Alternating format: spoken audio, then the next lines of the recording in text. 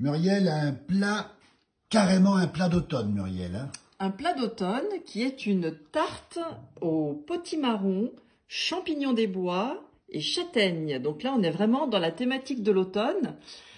Pourquoi j'ai fait ça? Je me suis dit, voilà, l'automne, c'est la période des courges. Enfin, je dirais même plus des cucurbitacées, des courges sous diverses formes. Là, vous avez une belle courge traditionnelle, la courge, le potiron, la citrouille, comme on dit. Ici, vous avez le potimarron qui m'a servi pour la tarte. Voilà. Ici, le butternut. Et ici, quelque chose que l'on connaît moins, mais qu'on peut manger ou simplement utiliser aussi en décoration, qui est le Jack B. Little. Le quoi? Le Jack B. Little, c'est de l'anglais, mais en fait, c'est une mini citrouille portion que l'on peut ouvrir et farcir et puis passer au four et c'est excellent.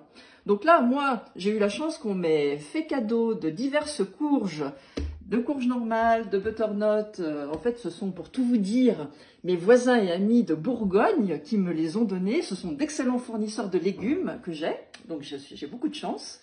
Et du coup, voilà, je me suis dit, je fais une tarte qui est une sorte de quiche avec des champignons des bois. Alors, vous prenez ce que vous avez. Moi, j'ai pris des pieds de mouton. Les pieds de mouton, ça ressemble à ça. C'est vraiment le champignon d'automne.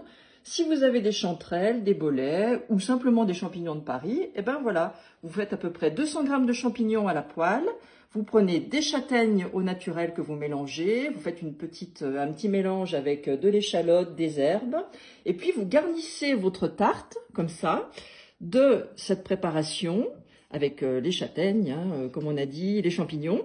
Vous faites un petit appareil avec un petit mélange avec 3 œufs, 20 centilitres de crème fraîche, sel, poivre, muscade, ce que vous aimez, que vous battez, que vous répartissez dessus. Vous pouvez même mettre un petit peu de fromage râpé. Moi, j'ai râpé un peu dessus de pecorino. Donc ça, c'est le parmesan, une sorte de fromage râpé italien qui est très bon, qui est très doux.